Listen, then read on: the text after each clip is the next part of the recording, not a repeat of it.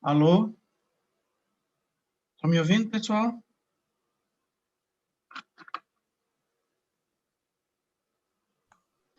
Olá, Normando. Sim, estamos ouvindo bem. Está saindo no YouTube já? Sim, já está. Bom, já está quase no horário também, né? Vamos dar só uns minutinhos para o pessoal. São 4h03.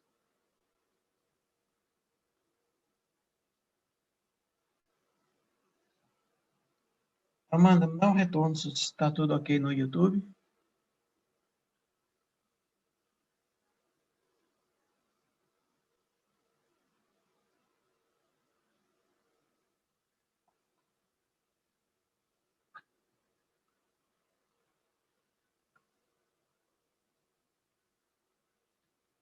Pessoal, boa tarde. Quem está chegando agora, vamos dar só um minutinho para o pessoal que está mais atrasado.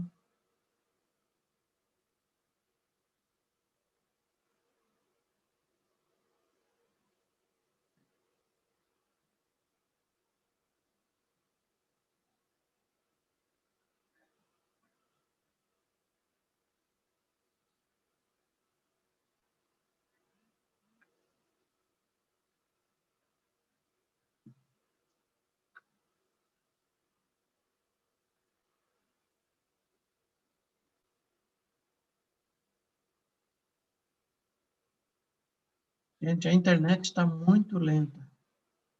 Ah, agora entrou.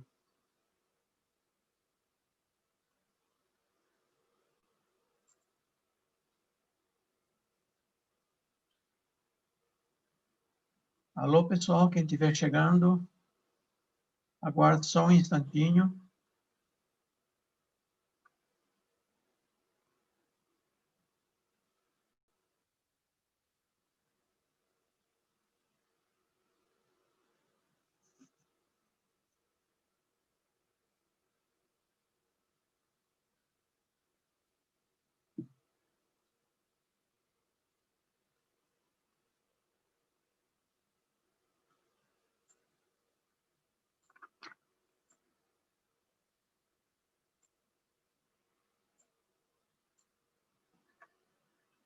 Oi, pessoal, quem está chegando, boa tarde, bem-vindos.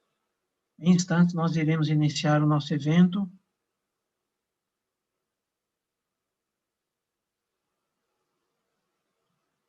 Vamos dar só uns minutinhos, para o pessoal estar mais atrasado.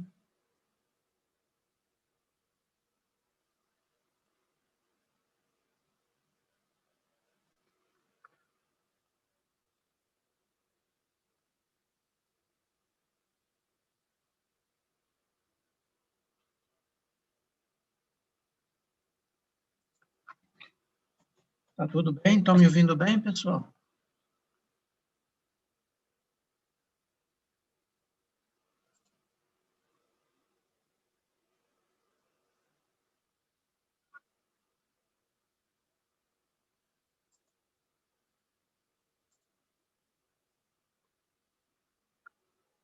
Bom. O pessoal sempre atrasa um pouquinho. Oi? Deu 6 minutos. Ó, o pessoal está chegando, já tem 14 pessoas. Eu vou dar uns minutinhos mais. Tem pouca gente ainda.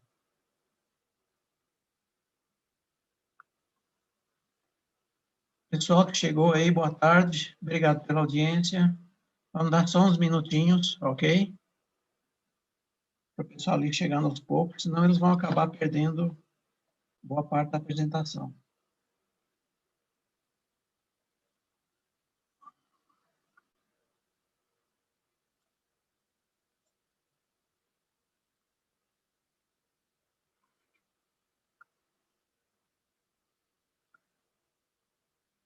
Boa tarde, o pessoal está chegando.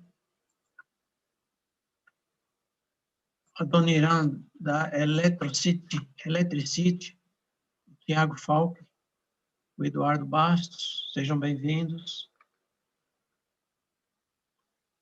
Bom, pessoal, vamos começar a nossa apresentação. que o pessoal vai chegando devagarzinho, ok? Então, boa tarde a todos. É um prazer estar com vocês aqui. O objetivo dessa live é apresentar para vocês um evento e a Termotécnica vai fazê-lo periodicamente, a princípio será mensalmente, de webinars abordando os assuntos da norma NBR 5419, que é a PDA, Proteção contra Descargas Atmosféricas. Então, nós vamos falar de SPDA, que é a engenheira Luciana que vai falar sobre SPDA, e vamos falar, SPDA é Sistemas de Proteção contra Descargas Atmosféricas, e vamos falar das MPS, Medidas de Proteção contra Surtos, que é o engenheiro Sérgio que vai abordar esse assunto, ok? Então, sejam todos muito bem-vindos. Hoje nós não vamos aprofundar nenhum assunto, mas vamos dar uma visão geral do que é que nós vamos apresentar nos próximos meses, e sugestões de vocês serão bem-vindas através do chat, ok? A apresentação inicial vai ser da Luciana, depois vai falar o Sérgio, e no final eu venho fazer as considerações finais e também abrir para perguntas. Então, vamos lá. Então, nós vamos falar sobre proteção contra descargas atmosféricas. O meu nome é Normando Alves, sou eletrotécnico, engenheiro civil e pós-graduado em Engenharia de Segurança do Trabalho pela FUMEC-MG. Especializei-me desde 1984 em sistemas de proteção contra descargas atmosféricas. Tenho atuado no Brasil inteiro, tanto a nível de projetos, consultorias e também treinamentos, principalmente a partir de 1993, que foi a grande mudança que a norma teve. Fui relator da norma 5419, versão 2005, e sou membro atuante, da norma 5419-2015, que está novamente em revisão. Então, acredito que dentro de 2 anos no máximo, nós deveremos ter uma norma nova, ok? Eu, a Luciana e o Sérgio participamos da comissão que revisa essa norma. Eu sou diretor de engenharia da Termotécnica, Indústria e Comércio, empresa referência nacional no ramo de para-raios e vencedora de todas as edições do Prêmio Qualidade, que é um prêmio atribuído pela revista Eletricidade Moderna. É feita uma pesquisa a nível nacional dos especificadores de SPDA, qual é a marca que é mais utilizada e que transmite mais confiança para os clientes. E a Termotécnica ganhou todas as 15 edições até agora. Bom, em seguida eu vou passar para a engenheira Luciana e para o engenheiro Sérgio, e eles vão abordar basicamente assuntos pertinentes a 5419, que são a estrutura nova da norma 5419, versão 2015, vão falar sobre a captação, vão falar sobre as descidas, sobre o aterramento e equitencialização, ok? Esse é um assunto que vai ficar por conta da engenheira Luciana Matos. Com relação aos DPS e as medidas de proteção contra surtos, quem vai ficar responsável por esse assunto vai ser o engenheiro Sérgio Roberto. Então, vai falar de DPS, equitencializações, roteamento de cabos, blindagens, coordenação de DPS, especificação de DPS, por aí afora, ok? Cada um na sua área específica. Então, com vocês, a engenheira Luciana Matos trabalha comigo há 18 anos, tem muita experiência na área prática de projetos, de ensaios de campo, de continuidade e consultorias também, tá, okay? Trabalhamos juntos na engenharia. Então, com vocês, a engenheira Luciana vai dar continuidade ao nosso trabalho. Sucesso aí, Luciana. Bom trabalho. Nada. Muito obrigada. Pessoal, sejam todos bem-vindos, né? Muito obrigada pela participação de vocês no nosso webinar. Como o Normando disse, nós vamos falar hoje dos sistemas de proteção contra descargas atmosféricas, né, que é a nossa especialidade. Primeiramente, eu gostaria de me apresentar. Meu nome é Luciana Matos, eu sou formada em Eletrotécnica e Automação Industrial pelo Cefet Minas Gerais e sou graduada em Engenharia Elétrica pela Faculdade Pitágoras. Atualmente, eu sou coordenadora da Engenharia da Termotécnica e sou também instrutora, né? Uma das instrutoras dos cursos aí de SPDA da Termotécnica. Então, eu tenho experiência de mais de 12 anos na equipe da Termotécnica Para-Raios e, atualmente, eu sou, né, estou à frente lá dos serviços de engenharia do nosso setor, onde nós somos focados exclusivamente em soluções de PDA, né? Então, nós temos ampla vivência prática em soluções de projetos, consultorias, gerenciamentos de risco, inspeções, acompanhamentos de obra, auditorias, todos os serviços relacionados a PDA, que a Termotécnica é uma empresa exclusiva, né, que trabalha exclusivamente com soluções em para-raios, e eu estou nesse setor de engenharia e à frente dos serviços. Trabalho lá com treinamento da equipe, trabalho também nas soluções práticas do serviço do setor e também com treinamento aí agora nos cursos, né, da Termotécnica. Então, é uma honra aí fazer parte dessa webinar aí com o Sérgio, com o Normando, que eu tanto admiro, profissionais renomados na área. Bom, os perigos dos raios, né? Os raios, eles são ele é um fenômeno, né, da natureza, que é muito bonito de se ver, né? Às vezes, quando você está lá vendo uma tempestade, é bonito de você ficar ali admirando os raios caindo. Eu mesma já presenciei, assim, de próximo, já tive a oportunidade de presenciar raios caindo, assim, bem próximo, e é muito bonito de se ver. Porém, os raios, eles oferecem muitos perigos para a população, para os seres vivos, para as instalações. Então, muitos cuidados precisam ser tomados em relação à proteção contra descargas atmosféricas. Então, no Brasil, nós temos a NBR 5419, atualmente a versão é de 2015, que ela trata dos critérios de proteção contra raios, desde a fase de projeto até a etapa de instalação, manutenção, inspeções. Então, tudo que se refere à proteção contra descargas atmosféricas, nós temos a NBR 5419 para a gente estudar, consultar, né, aprimorar o conhecimento nela para poder fazer ali a proteção adequada das edificações, das pessoas e das instalações. E essa estrutura da 5419, conforme está nesse slide aqui, ela é dividida em 4 partes. A primeira parte, ela trata ali de conceitos gerais. A parte 2 da norma, ela trata ali do gerenciamento de risco. Ela é uma parte muito importante, porque antes dessa versão de 2015, você poderia ali obter quais medidas de proteção para proteger determinada edificação, meio que de uma forma padrão.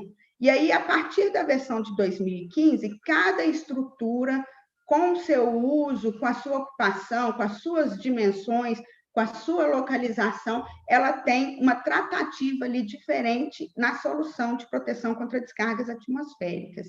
Então, a parte 2, ela é extremamente importante e nela a gente aplica aí normalmente através do uso de softwares específicos, a gente entra com as informações pertinentes à edificação e ao uso, né? Por exemplo, comprimento, largura, altura, qual tipo de uso, se é um hospital, se é uma escola, qual a localização, porque nós temos diferentes densidades de descargas atmosféricas, né? Chamado NG, que é o número de descargas atmosféricas que caem em determinada região por quilômetro quadrado por ano. Então, nós temos lá, por exemplo, no Nordeste, na região litorânea, a gente tem ali uma quantidade que cai de raios que é bem menor, né? É uma quantidade considerada baixa do que em outras regiões.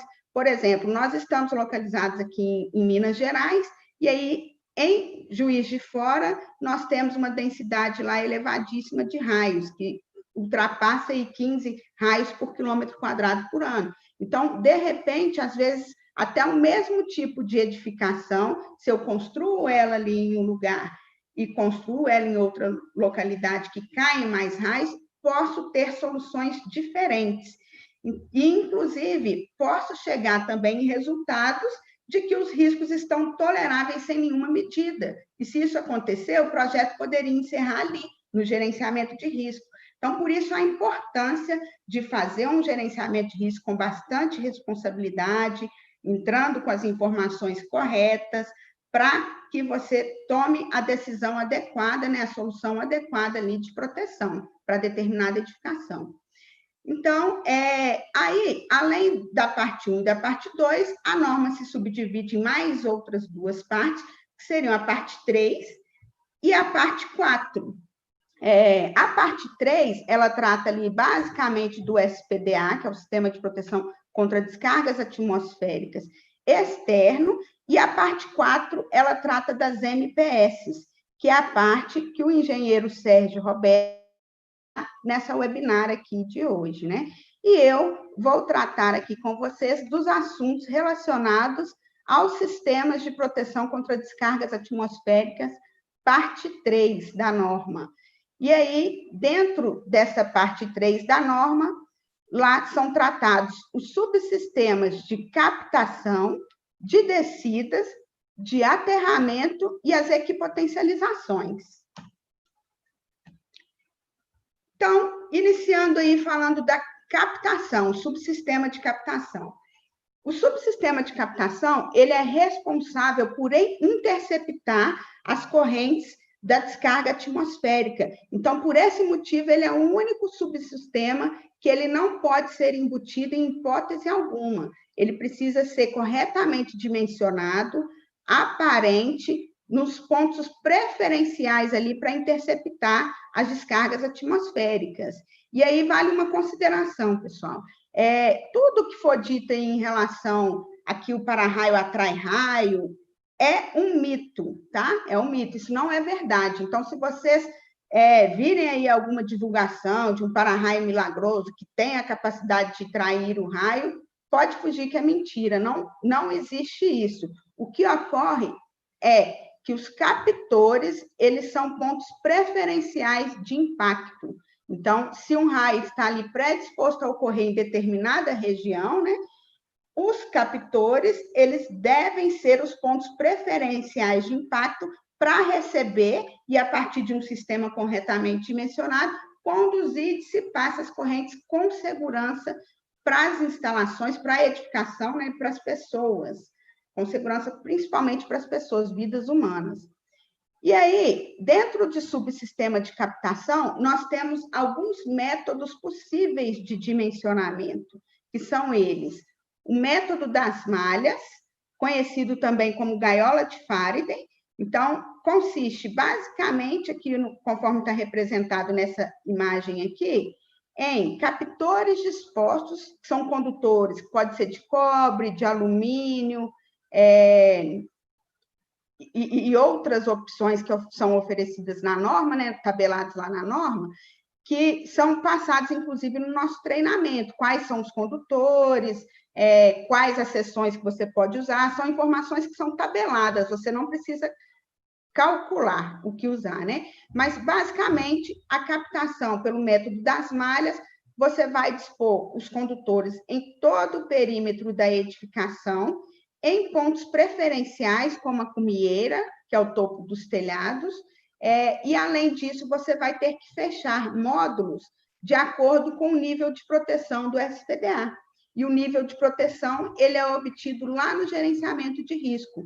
Quando um SPDA é necessário de ser aplicado a determinada estrutura, o nível de proteção ele é obtido lá no gerenciamento de risco. E aí, dependendo desse nível, a cada nível, que varia de 1 a 4, a gente tem associado ali as dimensões A e B, que são as dimensões máximas que devem ter esses módulos aqui, ou mesh, da malha de captação, né, do método das malhas. E esse tipo de captação, ele é aplicado a todas as soluções, né, a todos os casos, exceto para estruturas com curvaturas na cobertura. Nesse caso, a norma fala que o método da malha não pode ser aplicado, e aí é necessário aplicar outro ou outros métodos ali conciliados, né? Aí, além do método das malhas, existe também o método da esfera rolante e o método do ângulo de proteção. O da esfera rolante, ele é feito o estudo normalmente a partir de captores mais altos, né? Sejam verticais ou sejam captores dispostos, mesmo que pelo método das malhas, em estruturas mais altas, mas consiste, a partir de determinado captor, você rodar a esfera rolante, como representado aqui nessa imagem, para incluir a estrutura que você quer proteger dentro da zona de proteção dos captores, do SPDA, que é a chamada zona 0B, né? Que está dentro do volume de proteção aqui do SPDA. E aí, essa análise do método da esfera rolante, que é conhecida também pelo eletrogeométrico, é uma análise completamente mesmo geométrica. E aí, de forma similar ao método da esfera rolante, nós temos também o método do ângulo de proteção, conhecido também pelo método Franklin, que, diferente da esfera rolante, mas muito similar, é utilizado ali um ângulo de proteção que está relacionado à altura que você quer proteger, à altura do captor, e ao nível de proteção também. Aí você tem um valor tabelado ali, você tem os ângulos tabelados na norma, qual é o ângulo que vai proteger.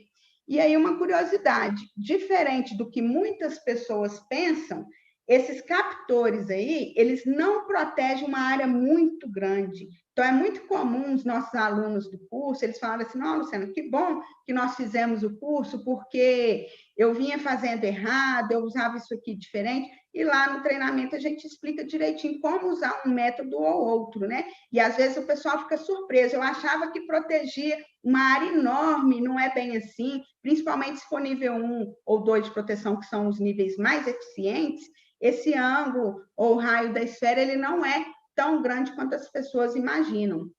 Que às vezes as pessoas acham assim, eu tenho uma torre lá no meu bairro que tem um para-raio que está protegendo o bairro inteiro. E não é assim, tem que ser feita a análise, né, o estudo todo direitinho para ver o que é que o para-raio ele protege. Então, às vezes, o para-raio, aquele mito aí, aquela frase que o para-raio do vizinho protege a minha casa, é um mito. Não necessariamente, tem que ser verificado. Às vezes, o para-raio de uma edificação vizinha pode proteger, né, uma outra edificação próxima, mas tem que ser feita essa análise. Depende das dimensões, depende da altura, depende do nível de proteção. Tem que ser feito o estudo direitinho. E aí, um outro método de captação é a captação natural, que utiliza a própria estrutura metálica, uma cobertura metálica, né? Aqui nesse exemplo seria ali telha metálica com treliça metálica, utilizar esse conjunto aqui como captação natural.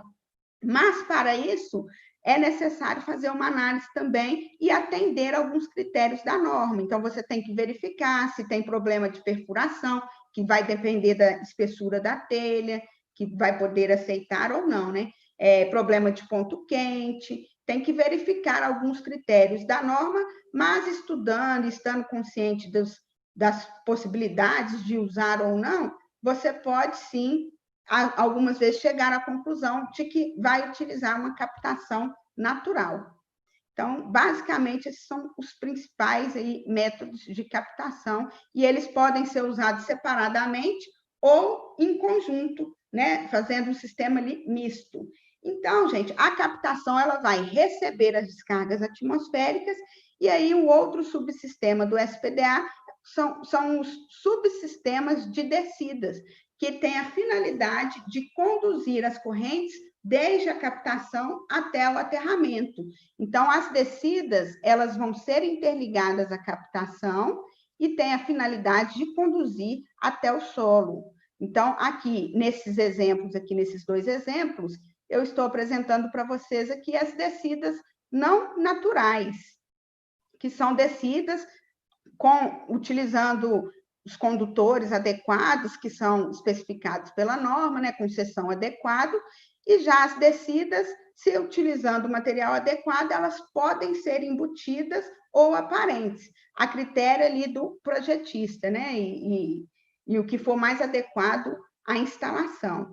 E aí, as descidas, elas normalmente, elas são dispostas sempre nas quinas, preferencialmente nas quinas, e quando são descidas para um SPDA que utiliza o método das malhas, a gente tem que ter, no mínimo, 2 descidas e com espaçamentos regulares, conforme é determinado por norma, que é associada, essa distância D aqui, é associada ao nível de proteção também. Então, mais uma vez, mostrando aqui que o gerenciamento de risco realmente tem que ser o primeiro passo de um projeto, porque lá você vai obter o nível de proteção que vai aplicar para o dimensionamento da proteção em toda a fase de projeto, né? Então, ela vai interligar para conduzir as correntes que são recebidas pela captação até o solo. E aí, nessa imagem da direita, observem que nós temos aqui uns fechamentos horizontais, porque a norma fala que, dependendo da altura da edificação e do nível de proteção, a gente precisa fazer interligações horizontais das descidas com o mesmo espaçamento D aqui, ó, conforme o nível de proteção, né? Para redistribuir as correntes da descarga atmosférica desde a captação até chegar lá no nível do solo. E aí, outro tipo de descida também são as descidas naturais, que utilizam as estruturas metálicas existentes na edificação como descida natural. Então, muitas vezes, essas estruturas elas não foram instaladas com o intuito ali de serem SPDA, mas ao analisar, a fazer um projeto conforme norma, você pode ali verificar a possibilidade do uso de componentes metálicos como condutores naturais do SPDA. E aqui estão 2 exemplos disso. Uma edificação que a gente tem aqui, pilares metálicos, essa foto aqui, esses pilares metálicos, eles são condutores, né? Melhores até do que a gente fazer ali condutor externo aos pilares metálicos. Então, a gente sempre fala que é uma gafe de instalação, né? Um projetista, um instalador, que instala ali um condutor em paralelo a pilares metálicos, porque, como dizem, né? Colocar açúcar no mel, não tem necessidade. Se esses pilares eles são condutores, basta a gente prepará-los para conduzir as correntes do raio desde a captação até o aterramento. Então, na maioria das vezes, 100% desses pilares precisam ser aterrados. Se eles têm uma interligação com a captação, significa que eles vão conduzir as correntes de um raio que venha a cair, atingir a edificação. Então, a gente precisa aterrar 100%, garantir que um raio que circule por qualquer um dos pilares, seja interno ou externo, que ele tenha um caminho de segurança desde a captação até o solo. E aí, a outra possibilidade também, que está nessa imagem aqui da direita, é o uso das ferragens estruturais como elemento condutor de descida natural. Para isso, a gente pode, né, e inclusive é recomendado pela norma, né? Na norma tem vários textos que mostram certa predileção do uso de componentes naturais como descida e até como aterramento também, que nós vamos ver no próximo slide, como condutor natural de SPDA. Então, quando um prédio ainda vai ser construído, se ele é de concreto armado, convém analisar a possibilidade, né, de aproveitamento dessas ferragens como elemento natural de SPDA, de descida e de aterramento, se for possível. E aí você pode preparar essa ferragem através de um condutor adicional que vai garantir a continuidade, né, que vai certificar, ele vai garantir a continuidade elétrica dessas ferragens, desde a captação até no nível do solo, e caso não seja possível acompanhar a instalação desde a obra, desde o início, né? Caso, vamos supor, Luciana, eu gostaria de usar essa solução, mas o prédio já está construído. Quando eu soube que eu poderia fazer o uso das ferragens, eu já tinha construído o prédio. Então, eu sou obrigada a preparar as ferragens? Não necessariamente, porque a norma permite, mesmo para os prédios já construídos, que seja feito um ensaio de continuidade, conforme a norma prevê, para verificar a possibilidade do uso. Isso, às vezes, vem né, como uma solução maravilhosa para prédios que a gente já tem existente, às vezes prédios antigos, e que a gente tem a dificuldade de instalar descida externa, porque é colado num prédio vizinho, ou por outros fatores. E aí você pode, sim, lançar a mão do recurso de fazer um ensaio de continuidade para verificar a possibilidade do uso dessa descida como descida natural. O melhor dos mundos é quando a gente tem a possibilidade de já pensar na solução desde a construção, porque aí você evita surpresa, já garante a continuidade ali através do condutor adicional, que esse aqui é chamado rebar, é um vergalhão de aço galvanizado a fogo, para não ter surpresa no final da obra. Mas, se não for possível, pode sim fazer um ensaio de continuidade e tentar, né, chegar num resultado ali favorável, se houver continuidade. E aí, gente, por fim, nós temos o subsistema de aterramento, né, que vai conduzir, dissipar no solo, ou seja, a captação vai receber, a descida vai conduzir até um solo, e o aterramento ele vai dissipar essas correntes do raio no solo, né? Então, só existe uma configuração possível que busca ali um anel perimetral no entorno da edificação. E aí, essa solução ela pode ser natural ou não natural. Para que seja natural, similar ao que eu expliquei de descida, precisa haver uma continuidade, a gente precisa que essa edificação tenha fundações ali de concreto armado, em formato ali de anel periférico, normalmente é ali a viga baldrame, e aí precisamos garantir a continuidade dessas ferragens. Se for de um projeto que ainda vai ser executado, uma obra que ainda está nascendo, ainda vai ser executada, a gente já pode prever essas soluções. Se for um prédio já existente, a gente pode verificar projeto, a viabilidade, verificar se tem viga baldrame e realizar ali um ensaio de continuidade das fundações para verificar se existe a continuidade ali periférica, no formato ali de anel, no entorno da estrutura. Se isso não for possível, como eu disse, a norma dá uma predileção para o uso, né? Tecnicamente, tem as suas vantagens, que são explicadas com mais detalhe no nosso curso. Na webinar, hoje não dá para a gente entrar tanto em detalhe, mas são vantagens técnicas e uma maravilha também é que são grandes vantagens econômicas e estéticas, né? Evitam transtornos de instalação, de fazer o aterramento, de fazer as descidas, e evita aí custos com materiais, com instalação, mão de obra, tudo que envolve ali uma execução de uma instalação de SPDA. E aí a outra possibilidade é o aterramento não natural, que é com um condutor externo periférico, em formato ali de anel, também no entorno da estrutura, seguindo alguns critérios de profundidade, né? De quantidade de eletrodo mínimo, que pode variar com o nível de proteção, com a dimensão dessa estrutura, desse aterramento. Aí é preciso ali verificar se o comprimento mínimo ele está satisfatório, que é verificado dependendo do nível de proteção, se for nível 1 ou nível 2, a gente precisa de estudo de resistividade do solo para verificar. Para os outros níveis, dos outros níveis, 3 ou 4, pode ser necessária essa complementação, dependendo do tamanho da malha, do anel de aterramento, da área abrangida por esse anel de aterramento, ok? Mas, basicamente, aterramento, ele busca ali uma configuração de anel periférico. E aí, gente, quando a gente tem um SPDA numa edificação, a gente precisa ter cuidado com as instalações existentes, né?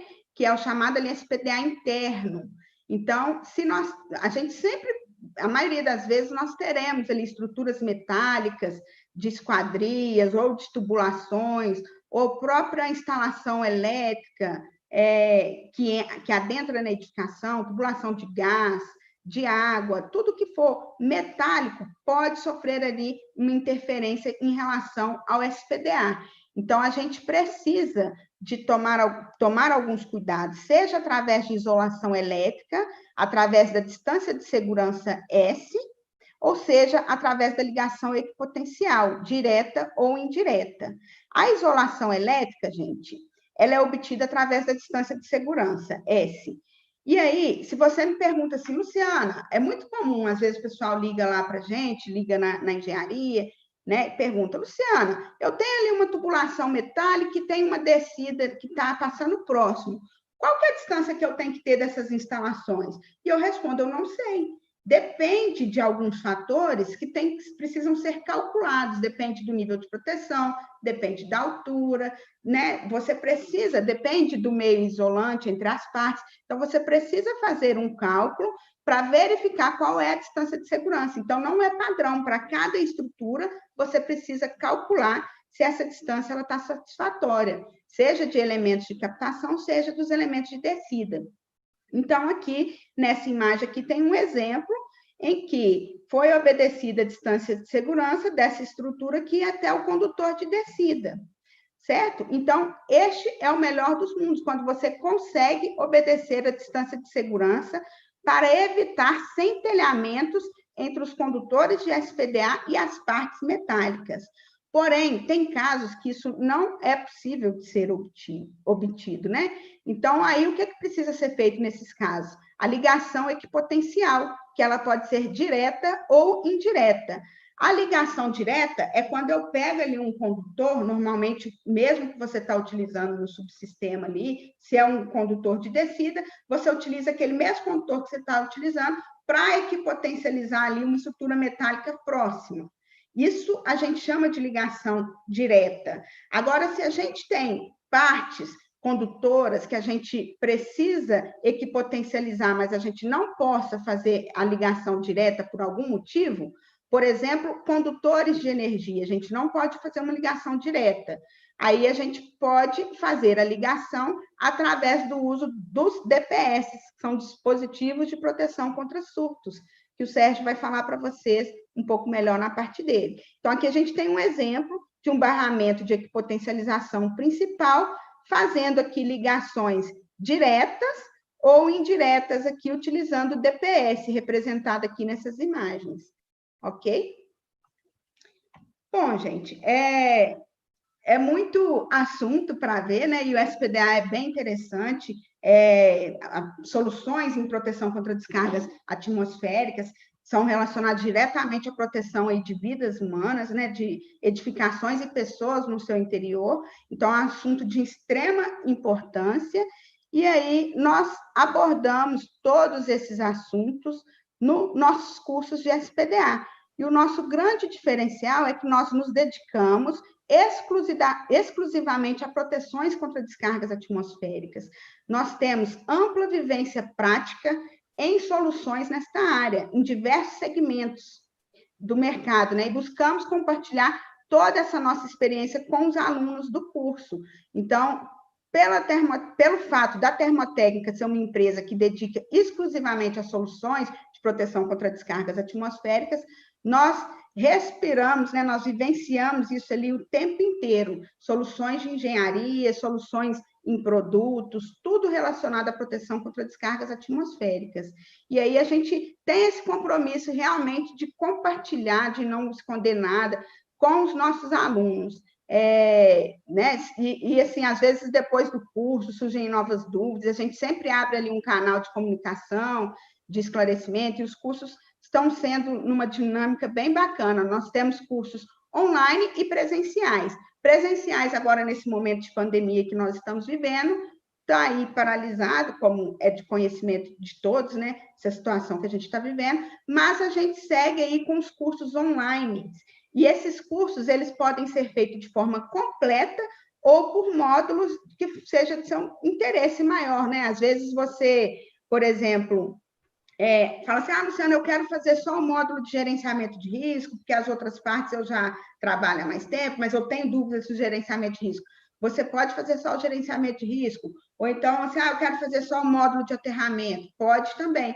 Você pode fazer o curso completo ou apenas alguns módulos. E aí a gente está com uma turma prevista para início já na próxima semana, dia 26 de outubro, e aí eu eu vou ser instrutora lá desse treinamento, juntamente com o Sérgio, eu dou a parte de SPDA, e o Sérgio vai falar sobre as MPS, as medidas de proteção contra surtos. Então, vai ser um prazer, se vocês puderem participar conosco. Depois, ao final da apresentação, o Normando vai dar mais informações sobre os nossos contatos, tá? Se tiverem interesse, quiserem tirar dúvidas, ok? E, no mais, pessoal, muito obrigada pela participação aí no nosso webinar, e aí eu passo aí para o Normando.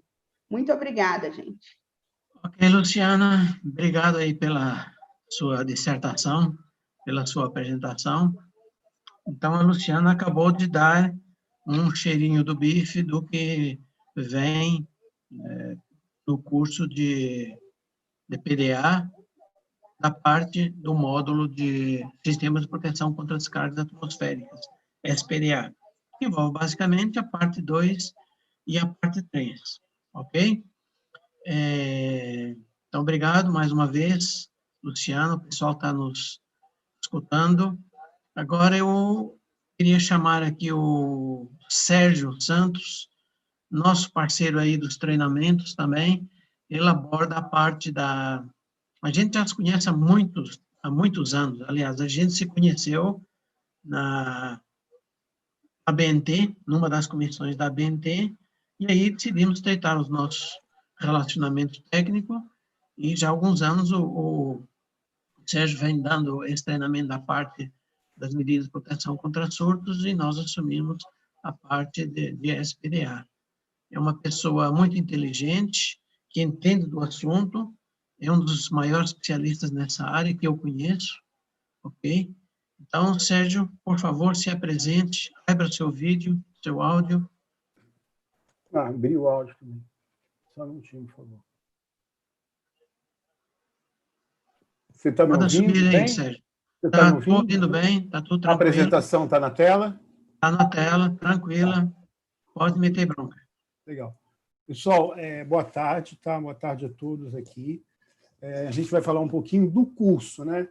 Assim, é um desafio a gente colocar uma apresentação aqui e falar de alguma coisa que não é um curso, porque ou vocês fazem um curso, ou para ver a apresentação do curso, vocês veem um só. Então, o objetivo nosso aqui é até que vocês consigam, em cima dessas informações, decidir ou não, é um critério de vocês, utilizar o curso da termotécnica para aumentar o conhecimento de vocês sobre a proteção contra descargas atmosféricas. Essas informações são importantes para quem é projetista, para quem instala, para quem é responsável pela manutenção de uma empresa, que tenha que contratar projetos de SPDA, de PDA, de MPS. E a gente vai apresentar aqui, ao longo dessas lives aqui, a estrutura do curso com algumas informações que vão ser úteis para vocês no dia a dia desse mundo. Conhecimento nunca é demais. Proteção contra descargas atmosféricas no Brasil, num país que cai tanto raio como o Brasil, é uma coisa muito importante. Então, acredito que essa informação para profissionais da área elétrica, principalmente mais afins, engenheiros de outras especialidades, arquitetos, até pessoal administrativo que queira ter alguma noção, como a Luciana falou, inclusive, ali, né, que você pode fazer por módulos, vai ser muito interessante para vocês. Tá? Então, qual é o objetivo? Eu sou engenheiro eletricista, tá? Atualmente eu faço mestrado na USP, na área de energia, na área de sistemas fotovoltaicos, e sou membro das comissões da BNT que trabalha com nós. Basicamente, eu não sou um professor. Se tiver um professor aqui, meu respeito, minha máxima consideração, eu sou fruto de professores, estou aqui graças a eles, mas eu sou um colega de vocês, a Luciana é uma colega de vocês, o Normando é um colega de vocês. A gente vivencia as dificuldades. Então, quando vocês falaram assim, mas o cliente não quer pagar, a gente sabe, porque a gente tem cliente. O cliente entrega as informações atrasadas e depois cobra prazo. Tudo isso a gente sabe. Então, o objetivo nosso é passar a norma do ponto de vista prático, para que as pessoas possam utilizar a norma no seu dia a dia e ganharem dinheiro com isso, porque são profissionais. A gente precisa de profissionais que executem os serviços de maneira correta. Então, a gente precisa treinar essas pessoas. A gente não pode cobrar a engenharia nacional, os engenheiros, os velhos, os novos, os entrantes na profissão, sem que a gente não forme essas pessoas e dê a base do conhecimento que é necessário. Tá? Uma das bases é saber interpretar as normas e utilizar a norma corretamente. Tá? Eu falei aqui, eu cometi vários erros. Eu estou aqui como instrutor de um curso e cometi vários erros. É o vício, gente. É que nem médico que fuma, cardiologista que fuma. Eu estou falando aqui, às vezes, ainda me falo SPDA, mas hoje a gente tem uma norma de PDA. E não é uma questão semântica, não é uma questão de sopa de letrinhas. É uma questão conceitual da maior importância.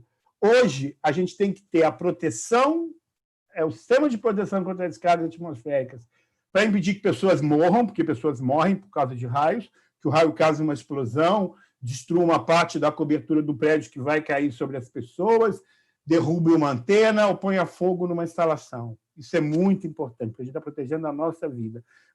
Muitos aqui agora estão em prédios. Se esse prédio onde vocês estão não tem um SPDA adequado, vocês estão vulneráveis a uma descarga atmosférica. Espero que ninguém morra por causa de uma delas agora. Mas vocês estão correndo risco.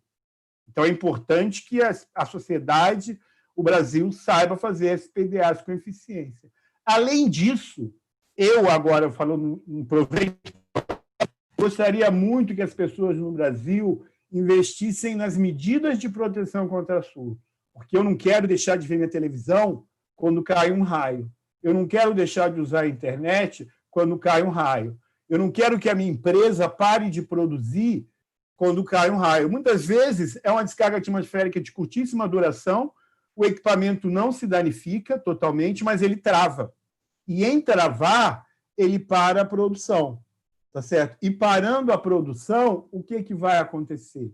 Vai me causar um baita de um prejuízo, ou na empresa que eu trabalho, que é um cliente interno, ou numa empresa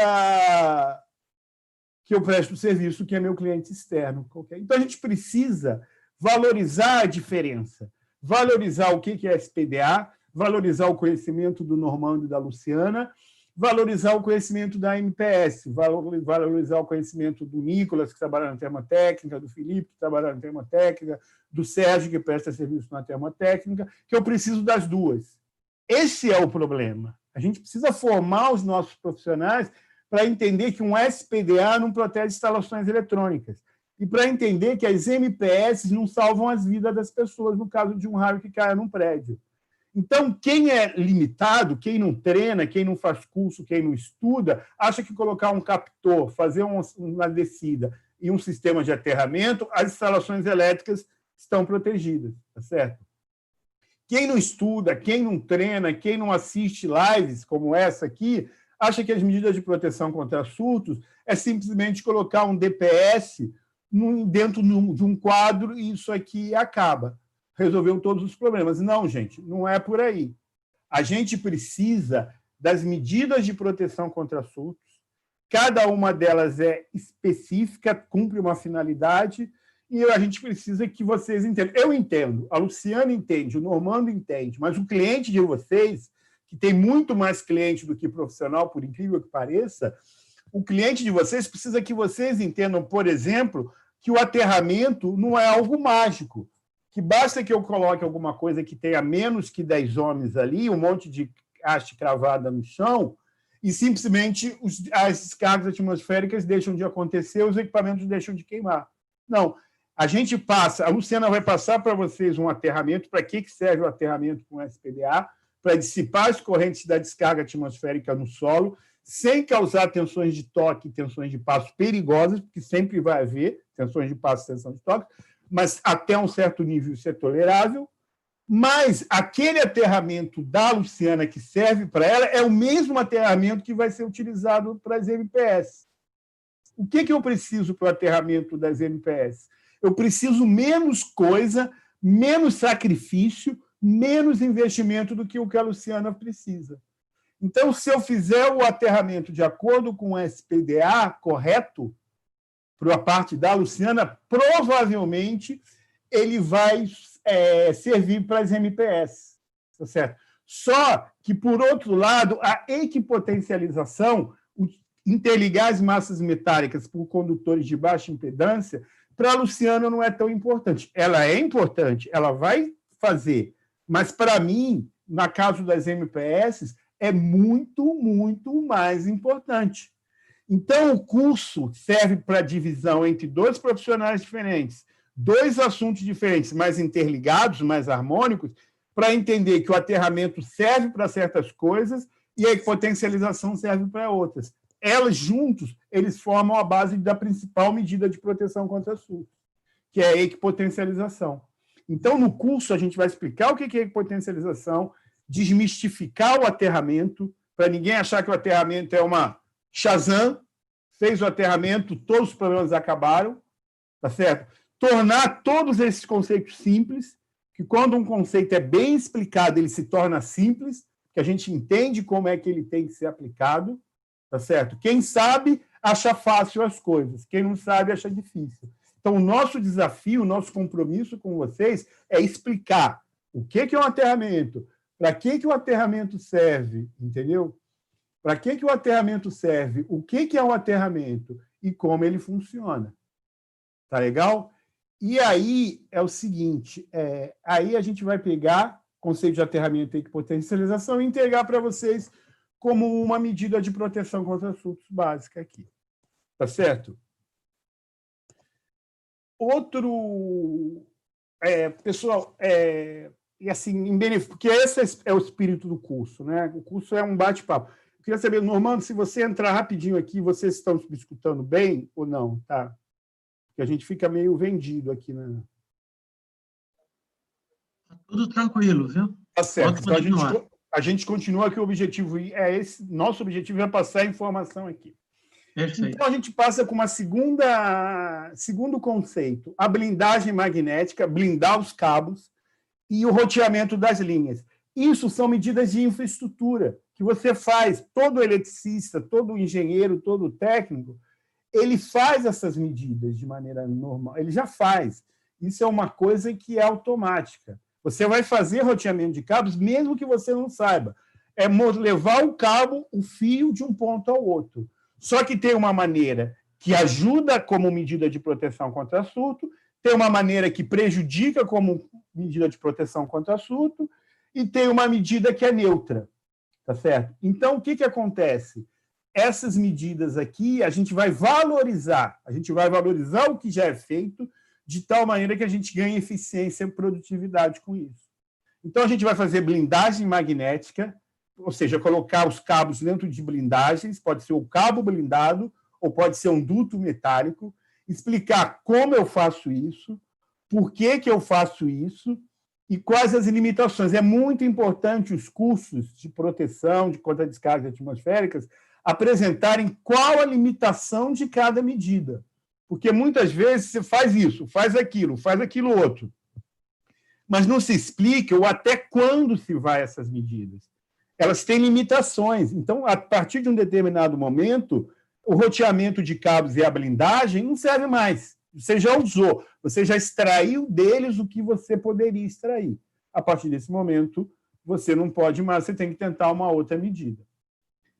Como, por exemplo, no caso, a utilização dos DPS, dispositivos de proteção contra surtos, que são muito utilizados como na parte de energia e pouco utilizados na parte do sinal. Então, a gente vai explicar para vocês o que é um DPS, como ele é fabricado, como ele atua, tá certo? Tentar fazer essa comparação bobilda que existe entre DPS e disjuntor. Muita gente ainda acha que DPS é um tipo de disjuntor que eu coloco diferente, que não tem o botãozinho de comando ali, a manopla. Não, DPS é um dispositivo totalmente diferente, que cumpre outras finalidades. O conceito dele é diferente de disjuntor, e a gente vai explicar, não vamos falar de disjuntor, vamos falar de DPS. Explicar o que é um DPS, para que ele serve, como ele deve ser utilizado, a mesma coisa, como eu utilizo um DPS, tá certo? Quais são as limitações? Por exemplo, tem muita gente que acha que o DPS é um estabilizador de tensão. Coloca o DPS lá e a tensão vai se manter em 127 volts, ela aumenta ou abaixa um pouquinho, o DPS atua. Não, o DPS não tem nada a ver com estabilizador. O DPS é uma chave comandada pela tensão. Então, isso a gente vai explicar para vocês. Falar da corrente, que a corrente não é o mais importante. Toda pessoa que entra no curso quer saber quantos K. Gente, já utilizou um DPS já de tantos K. O Ka não é o mais importante para o DPS. Isso não é a minha opinião, isso é o que está na norma. A minha opinião não interessa. O que interessa é o que a norma diz. Então, a gente vai explicar o que é um DPS, para que ele serve, onde ele é utilizado, e a gente só começa a falar de DPS depois que vocês entenderam como é um raio, quais as características da corrente do raio, quando é uma descarga direta, quando é uma descarga indireta. O que é equipotencialização? Porque o DPS ele serve para equipotencializar. Se você não sabe o que é uma equipotencialização, você não vai utilizar correto um DPS. Tá certo? Então, isso a gente vai explicar aqui. Eu falei, o compromisso nosso com vocês é explicar essas coisas.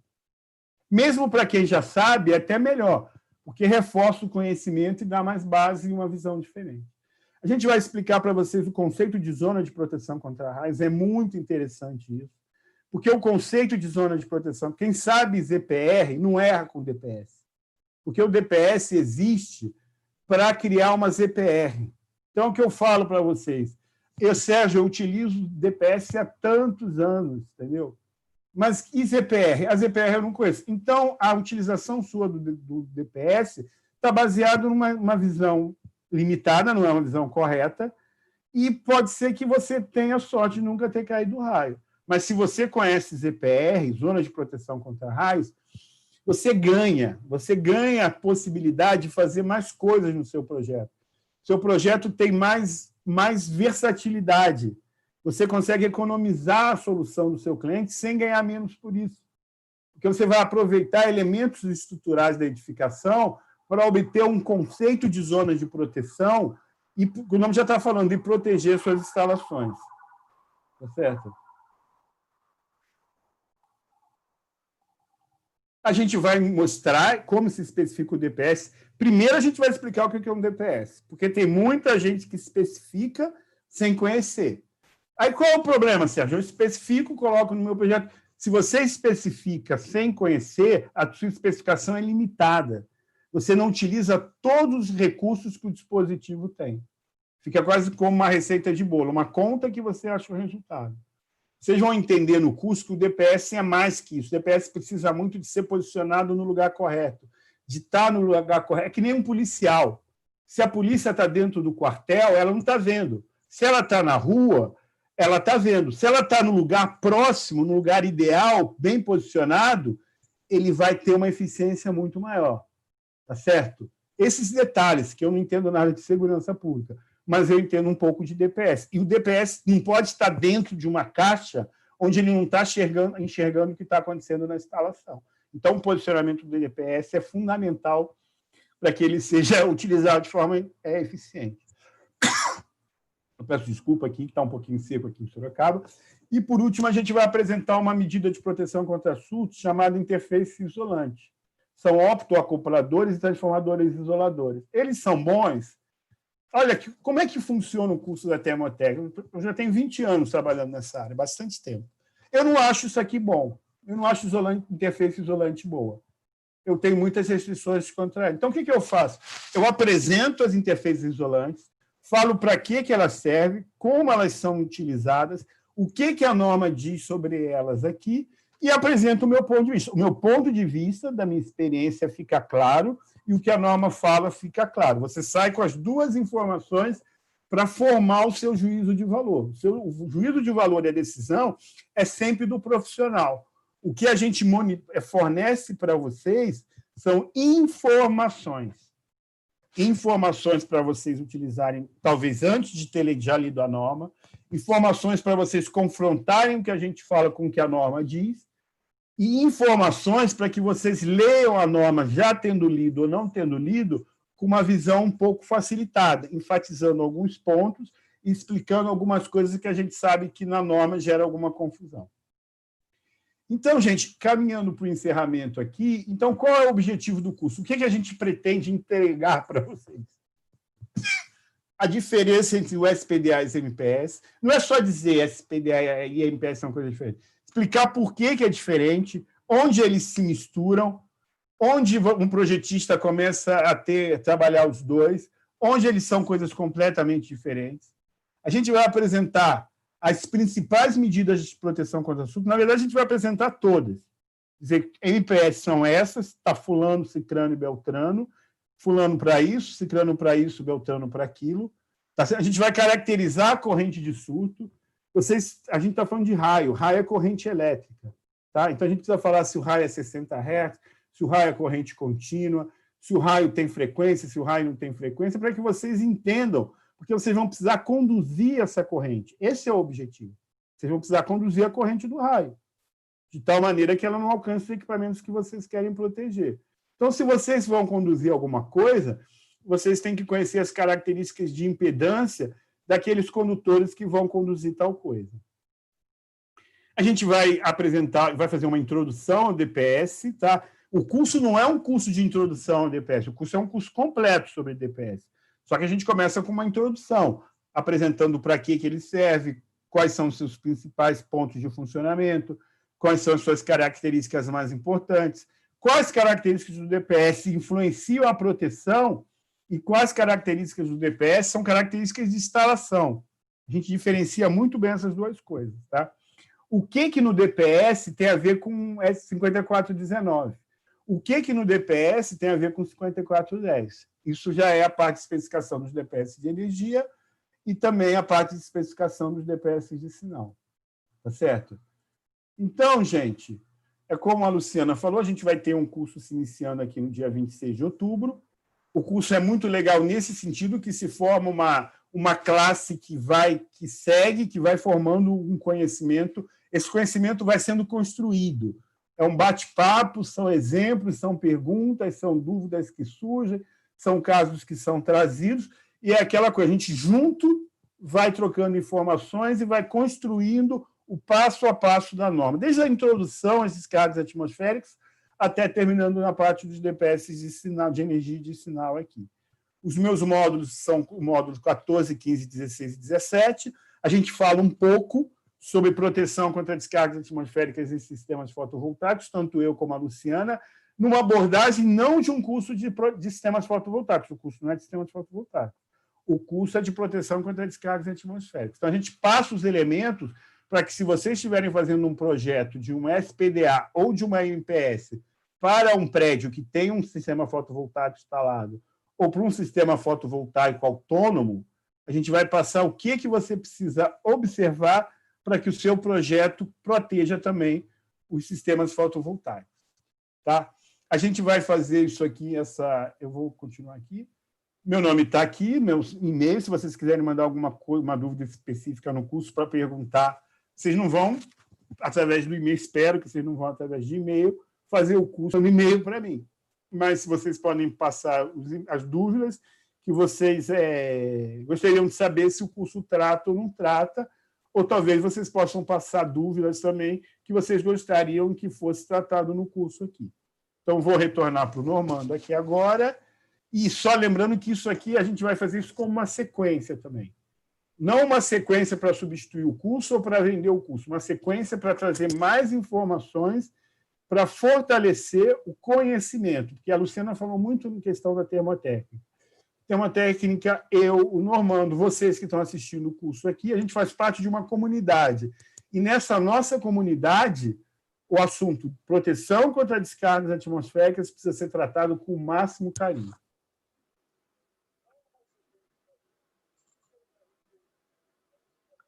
Sérgio, descompartilha, por favor. Stop share. Ok. Aí. Agora é comigo. Obrigado, Sérgio, pelo seu tempo, pela sua paciência. Eu queria agora falar sobre os nossos treinamentos, ok?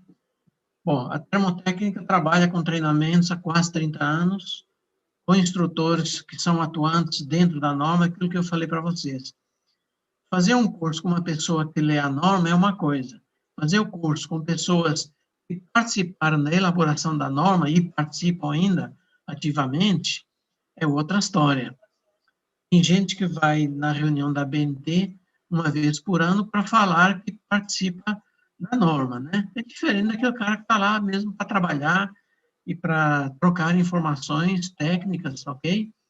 Então, todos nós, eu, a Luciana e o Barbosa, o Sérgio e o Barbosa, que faz os cursos avançados, todos nós participamos diretamente da norma, de forma atuante, ok?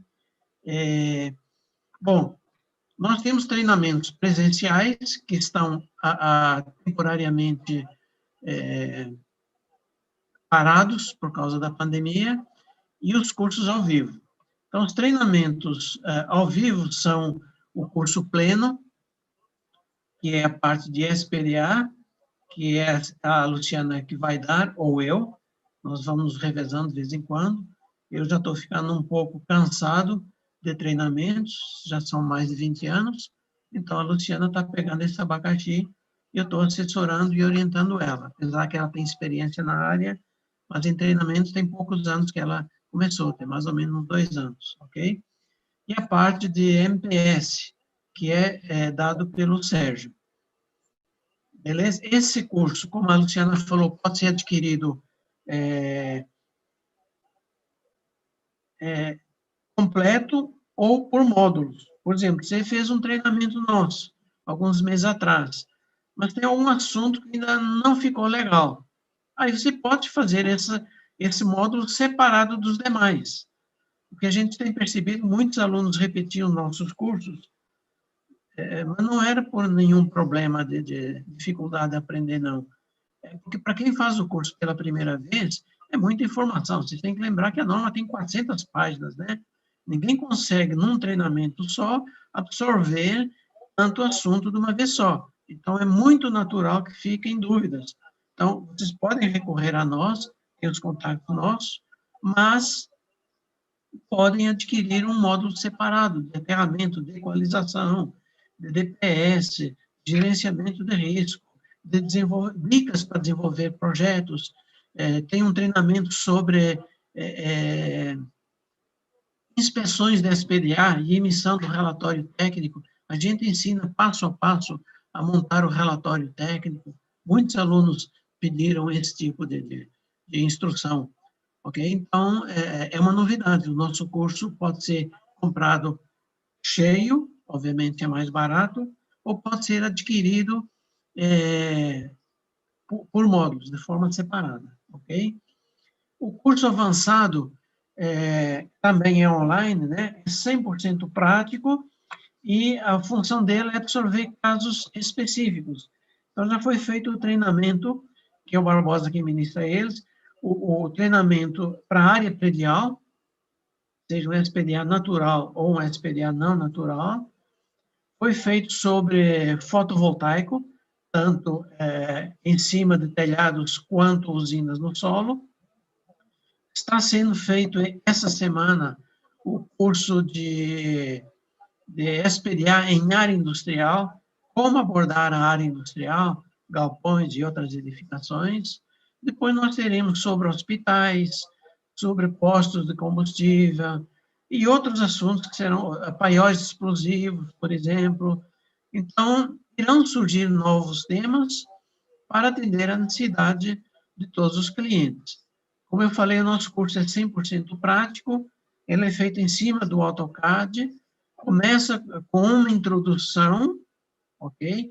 Depois, ele vai para o gerenciamento de risco específico para aquele exemplo, é feito no AutoCAD, são desenvolvidos e escolhidos os detalhes, é feito o gerenciamento de risco, o dossiê técnico, lista de material, é o projeto completo, de cabo a rabo, ok? E a oportunidade de vocês online interagir com o projetista que está fazendo o projeto e tirar as dúvidas. Por que você fez assim, não fez assado e por aí vai, ok?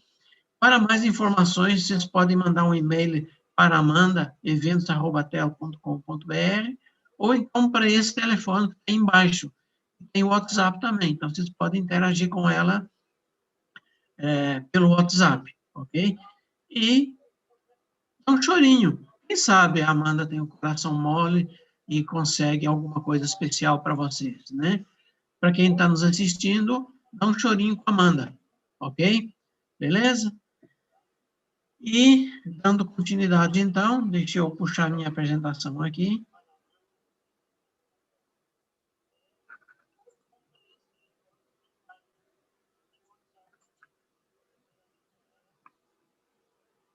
Só um instante que eu vou avançar a minha apresentação.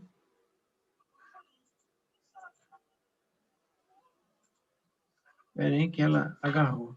Ah, agora acordou. Bom, já temos um curso confirmado, como o Sérgio e a Luciana falaram, dia 26, semana que vem. Esse curso ele demora 2 semanas, tá ok? Do módulo 1 ao módulo 13 é a parte de SPDA e do módulo 14 ao 17 é a parte de MPS, ou seja, parte 3, 2 e 3 e parte 4, ok? As inscrições estão abertas, quem quiser se interessar, corre lá para fazer a inscrição ou faz um chorinho com a Amanda. E estamos realizando no dia 9, 10 e 11 de novembro um curso em company. É outra modalidade que nós temos. Para algumas empresas que têm uma quantidade grande de profissionais, às vezes é muito oneroso para ela mandar esses profissionais para fazer um curso presencial em São Paulo, no Rio, Belo Horizonte. Então, nós fazemos dentro da empresa o curso para o número de pessoas que é acordado com o cliente, e é uma excelente oportunidade de ter isso dentro de sua empresa. É muito mais barato e a interação ao vivo não substitui a interação virtual, ok? Mas são estilos diferentes de ministrar o curso, mas todos eles são ao vivo, beleza? Gente, agora nós vamos abrir para dúvidas, algumas dúvidas que vocês colocaram aí no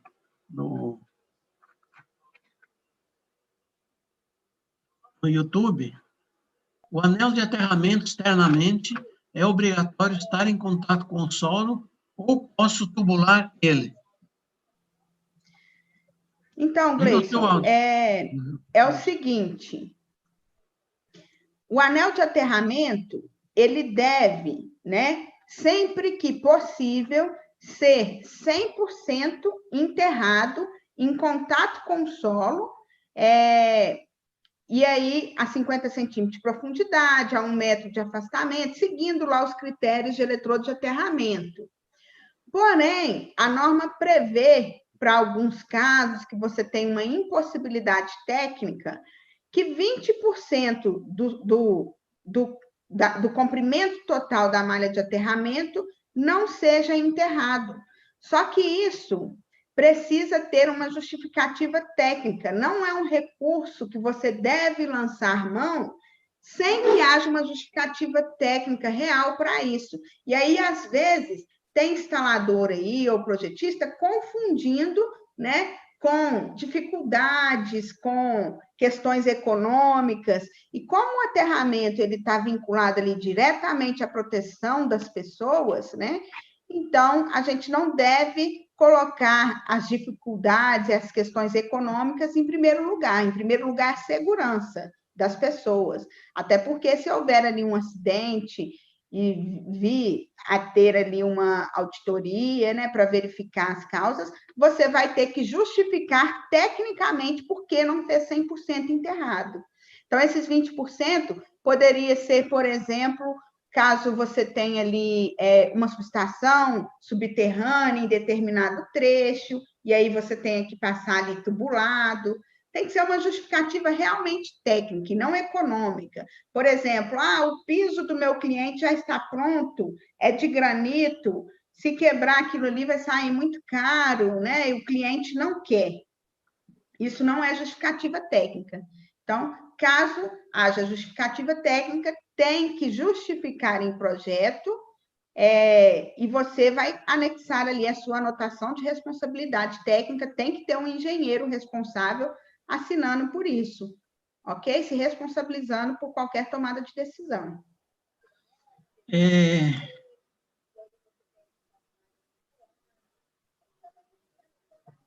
Essa questão do anel de aterramento, inclusive, está sendo tratada nessa nova revisão da norma, porque tem gente abusando desse item que está na norma. A função dele é realmente facilitar a vida do projetista em dados momentos, né? Mas tem gente que está adotando isso como uma prática corriqueira, o que não é bom, ok? Agora tem mais uma pergunta, essa aqui vai para o Sérgio. A NBR 5419 defina o cabo de aterramento em 50 milímetros quadrados, mas não define as características do cabo, enquanto que a 5419 dá detalhes de um cabo normatizado. Qual devo usar? Foi o Gleison Lima que fez essa pergunta. Você deve usar a questão, se você está fazendo um projeto do SPDA, você vai usar o cabo que a 5419 determina. E, automaticamente, você está atendendo a necessidade da 5410 também. Então, agora, veja bem, esse cabo ele não é normatizado para 5419 ou para 5410. Ele é um cabo de aterramento normatizado numa norma de material. Tá? Eu acho que você pode até complementar mais isso, melhor isso aí, Normando, porque você fala muito sobre... É uma questão que você aborda bastante, é uma questão que interessa muito a você. Eu acho que você gosta de falar sobre isso, né? Então, basicamente, nós temos duas normas que regulamentam o cabo que é usado em aterramento. Uma é 5419, que agora ela detalha o tipo de perfil, a seção, a espessura, a área, o número de fios, tudo mais. E, antigamente, ela só falava 50 milímetros quadrados.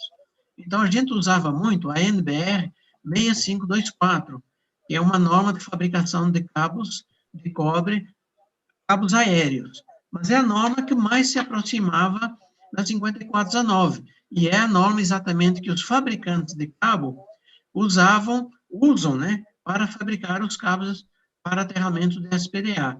E se vocês forem olhar na tabela 2 da norma 6524, vocês vão perceber que ela exige nos cabos classe 2A, tem para meia mol, que até 95 milímetros quadrados, você pode usar no máximo 7 fios.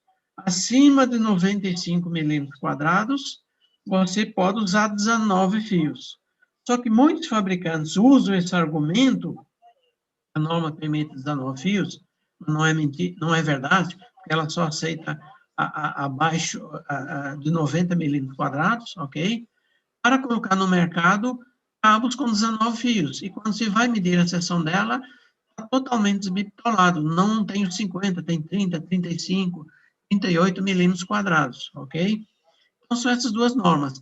Agora, quando foi publicada a norma 5419 de 2015, isso aí ficou explícito. A gente até parou de falar da norma 6524, porque na 5419 está lá explícito o número de fios, a seção, o tipo de perfil, a espessura, todos esses parâmetros estão na tabela 5 e 6 da parte 3 da NBR 5419, versão 2015.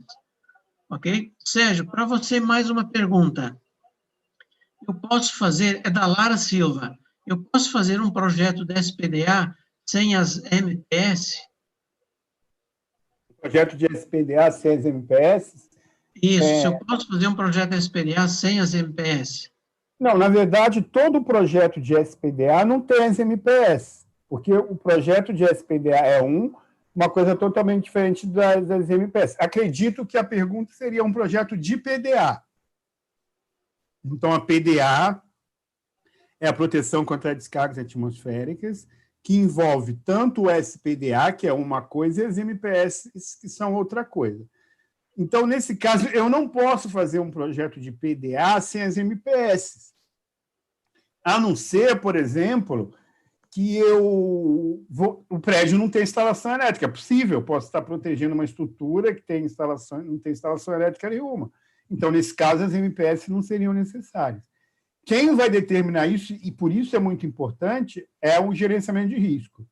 O processo começa no gerenciamento de risco, não para que ele seja mais trabalhoso ou mais caro, pelo contrário, para eliminar etapas que não são necessárias.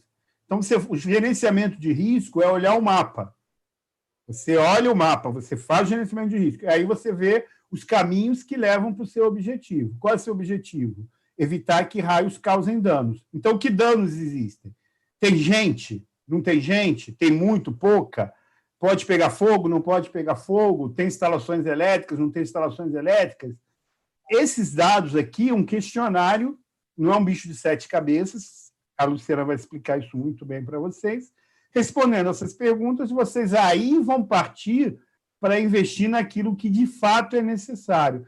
e não perder tempo com bobagens, coisas que não fazem nenhuma diferença para o projeto que você tem que desenvolver. Então, o gerenciamento de risco vai determinar se a PDA tem que ter SPDA e qual, ou se tem que ter MPS e quais MPS. Ok, Sérgio. Obrigado. Agora, nós já estamos chegando ao horário para encerrar a nossa live. Deixa eu te fazer uma pergunta que é recorrente nas redes sociais e que é um erro que a maior parte dos profissionais acaba cometendo, né? O pessoal se preocupa muito, quantos KA que eu preciso colocar o meu DPS? Eu sei que essa pergunta tem uma penca de respostas, né? Todas em cadeia. Mas dá para o pessoal um cheiro do bife, que é com relação a essa questão do pessoal focar só nos KA do DPS? Veja bem, pessoal, o KA é importante para quem? Para o DPS. Então, quando você especifica um DPS, você precisa dizer quantos KA. Mas isso não é tão importante, ou não é o mais importante, porque as cargas atmosféricas têm um caráter probabilístico. Você não sabe exatamente, não é como o curto-circuito que você calcula. Você estima essa corrente baseado numa probabilidade dela acontecer. Só que a gente tem que tomar muito cuidado, porque o que faz um DPS ser bom não é que ele conduza a muitos KAs, é que ele tem um nível de proteção baixo, ou seja, que ele deixe passar pouca energia. Porque o DPS pode ter muitos KA e, ao mesmo tempo, passar muita energia para o seu equipamento. O seu equipamento não enxerga os KA, porque isso é o que o DPS vai conduzir. Ele enxerga a energia que o DPS deixa passar. Então, o que a gente procura valorizar no curso é quanto de energia o DPS pode passar, para que você não tenha um DPS que fique a vida toda instalado no quadro e nunca se danifique, e o seu equipamento protegido que você tenha que trocar toda hora que cai um raio. É uma coisa que é muito comum, porque é um DPS que aguenta muita corrente, mas também deixa passar muita energia, ele não está protegendo ninguém. Ok. Tem também a ver com a coordenação deles, o localizado, a distância dos condutores até o barramento de terra, tem uma pinca de coisa. Por isso é que eu falei, essa pergunta, se for responder ela de forma integral, vai ficar aqui o resto da tarde, né? Bom, gente, nós estamos, então, terminando esse webinar. Queria agradecer a Luciana pela excelente apresentação.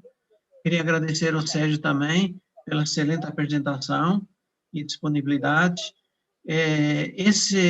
Essa primeira live, o intuito foi mostrar a cara do projeto que nós vamos desenvolver daqui para frente. Por isso, a nossa abordagem foi superficial. Daqui para frente serão tópicos específicos, onde iremos abordar cada assunto de forma mais precisa. Queria agradecer a todo mundo que está nos assistindo e que vem assistir posteriormente. Agradecer também a Amanda, a Cheyenne do Martin, que está nos ajudando também aí, gente. Obrigado a todos, foi um bom evento, espero que tenham gostado, e nós vamos divulgar as próximas datas das próximas lives que serão feitas, a princípio, mensalmente, ok? Se tiver muito assunto, a gente pode mexer na data, na periodicidade, ok? Então, obrigado a todos, boa tarde e bom descanso. Obrigado. Boa tarde, obrigada também a todos aí. O pessoal está agradecendo aqui, o pessoal da Electricity, a Dona Irã, falou que fez o curso, adorou, está dando os parabéns para Luciana, Normando e Sérgio. Obrigado, Dona Irã. A gente sabe que você realmente é um bom profissional, a gente gosta muito do seu canal, Electricity, já fiz uma palestra, uma entrevista com você no seu canal, tem mais gente agradecendo aqui. Muito obrigado a todos, gente, e vamos encerrar, então. Boa tarde para vocês, bom descanso e até o próximo evento. Tchau. Tchau, boa tarde.